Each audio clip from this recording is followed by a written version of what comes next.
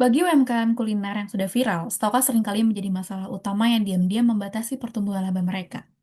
Perkenalkan, kami dari kelompok 7, saya Sinta Ramadanti, Saya Anastasia Marcella. Saya Bagus Putra Maslihan. Saya Muhammad Andromeda. akan membahas rencana strategis untuk Warung Bugendut. Warung Bugendut sendiri adalah UMKM yang sukses membangun demand secara digital yang didirikan pada Februari 2025 oleh alumni Universitas Indonesia, Ali dan Sandra. Warung ini berlokasi di Jagakarsa yang berfokus pada menu ketan susu banjir dan bami. Tidak butuh waktu lama, si BBG ini sukses mengamankan brand equity yang terbukti dari capaian rating 4,8 dengan lebih dari 900 ulasan Google, serta exposure-nya yang viral di TikTok dengan ribuan followers. Untuk memahami tantangan yang dihadapi oleh WBG, kami melakukan analisis faktor eksternal dan juga internal. Hasilnya menunjukkan bahwa peluang pasar sebenarnya sangat besar, didukung dengan tren kuliner tradisional dan exposure digital yang terus meningkat.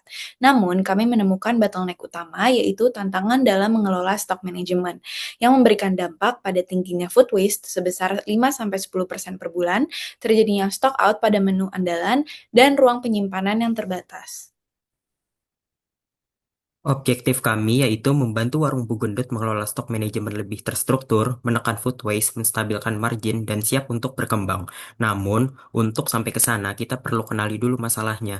Warung Bugendut menghadapi dua masalah utama, inefisiensi supply chain yang memicu stock out dan food waste, serta operasional yang masih sepenuhnya bergantung pada owner. Akar masalahnya ada tiga.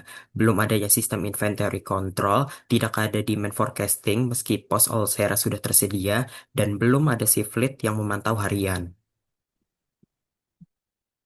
Selanjutnya, kami melakukan analisis kompetitor menggunakan competitive profile matrix terhadap tiga pesaing utama. Hasilnya menunjukkan bahwa Warung Bugendut memiliki posisi yang cukup kompetitif dengan skor 2,25.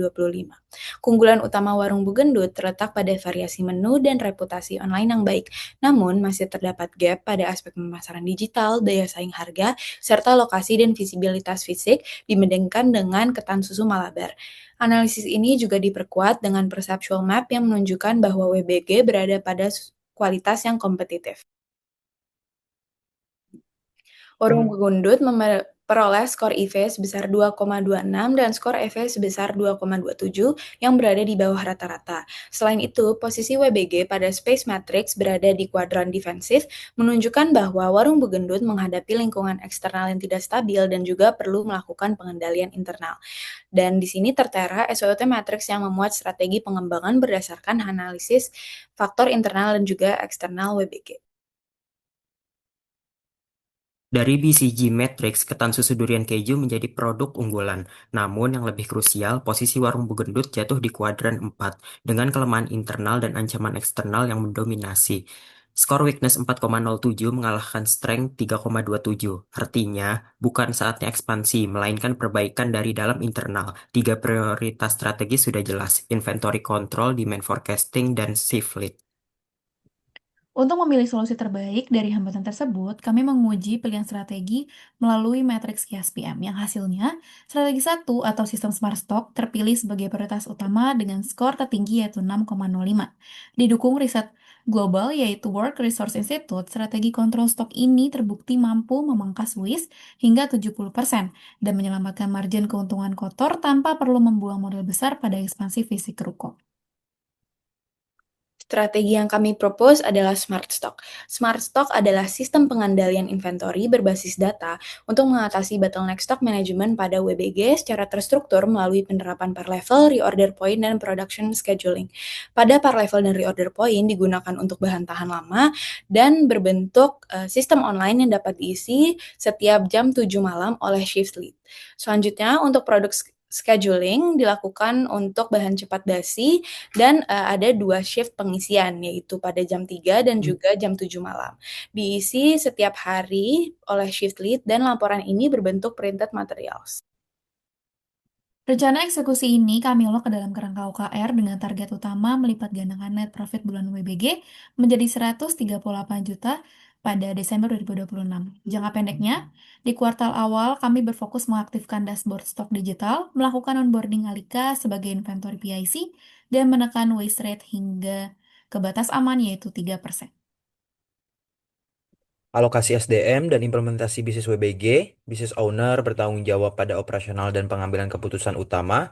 PIC Inventory berfokus pada pencatatan stok, monitoring waste, dan pelaksanaan reorder. Poin sementara itu karyawan full-time dan part-time mendukung proses produksi pelayanan dan kebersihan operasional warung. Dengan pembagian tugas yang jelas, WBG dapat berjalan secara efektif dan terintegrasi dalam kegiatan operasional sehari-hari dengan total biaya tenaga kerja sekitar 10,950 hingga 11,51 juta per bulan. Secara finansial, strategi ini sangat low cost, high impact dengan investasi awal hanya Rp434.000 untuk alat ukur dan total biaya 2,55 juta termasuk operasional 8 bulan. Smart Stock diproyeksikan menghasilkan net benefit sekitar 33 juta dengan masa pengembalian modal yaitu 7 hari. Untuk mendukung implementasi Smart Stock, digunakan balance scorecard sebagai alat evaluasi untuk memantau kinerja dan menentukan corrective action yang diperlukan. Evaluasi ini dilakukan melalui beberapa perspektif seperti financial, internal, customer, dan juga learning and growth, supaya penerapan Smart Stock dapat berjalan lebih efektif dan terukur. Jadi, mengapa implementasi Smart Stock ini menjadi krusial bagi warung Bugendut? Melalui strategi hybrid ini, kami membawa transformasi operasional yang nyata. Di area hulu dan hilir supply chain, kondisi awal yang rawan stock out dan tinggi waste kini berubah total menjadi 100% ketersediaan menu dan efisiensi waste di angka 3%. Dan secara organisasi, kendala keputusan yang tadinya bersifat owner-centric kini terdesentralisasi secara mandiri oleh shift lead. Pada akhirnya, seluruh efisiensi tata kelola internal ini bermuara pada satu target finansial yang pasti dan pada akhirnya pada periode implementasi. Sekian presentasi dari kelompok 7. Terima kasih.